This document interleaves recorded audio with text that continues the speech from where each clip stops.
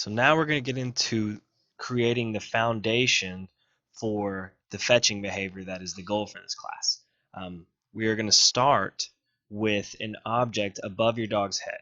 Okay, so we're hoping that the luring into the canine push-up exercise and also catching a treat or even being interested in a treat above their head will lead right into them having interest in an object above their head.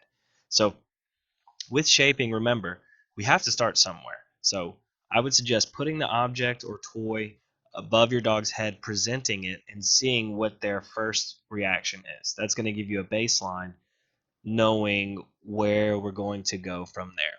So that could be as simple as them looking at the object above their head, or smelling it, or licking it, or going all out and actually putting the object in their mouth. You will never know until you try. Um, but that's what shaping is too. It's taking chances and then knowing how to progress the behavior from your dog's choice. Okay, so again, we want them to make the choice to interact with the object, not force it ever into their mouth or whatever.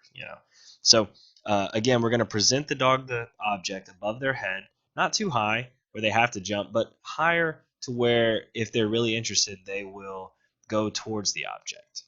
But once we have a baseline, knowing whether that's smelling the object, nudging it with their nose, mouthing it, licking it, we can go from there.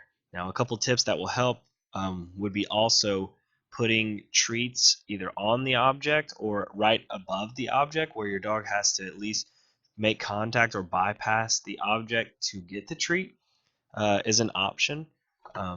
But you guys know your dog better than I do.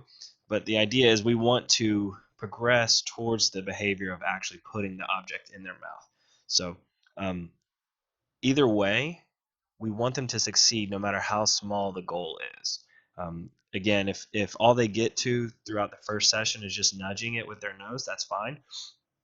Or we may transition to one of the next videos you're going to see with an object in the hand or on the floor. So read your dog and act accordingly. Here you're going to see Rascal demonstrate what we're going for, what the end goal behavior is. You'll see me present the object above his head, and he jumps and puts his mouth on it. I'm rewarding him for putting the object in his mouth, not necessarily for giving it back, though he did.